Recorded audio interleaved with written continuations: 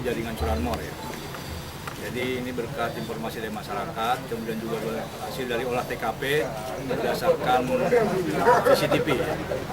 Jadi begitu kita mendatangi TKP, kita melihat TKP, Satreskrim bersama anggota mempelajari CCTV, kemudian kita lakukan penyelidikan,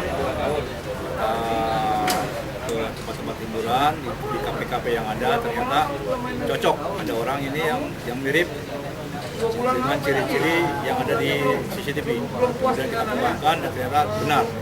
Yang bersangkutan juga merupakan residivis juga, pernah di penjara 2 kali. Jadi residivis, kemudian kita kenali, kemudian kita cocokkan dengan CCTV tersebut, ternyata cocok.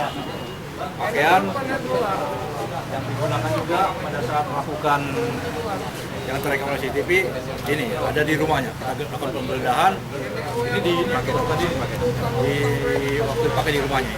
Ini Pak, kapan Pak pelaku melakukan? Hari ini juga.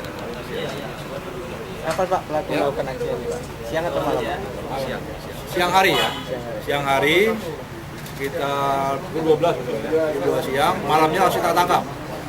Pada saat dia berada sedang ngopi di sebuah kafe. Rencana Pak, kereta ini mau dibawa kemana Pak? Motor ini? Di Loksmawe. Mau diedarkan di Loksmawe. Jadi biasanya para pelaku ini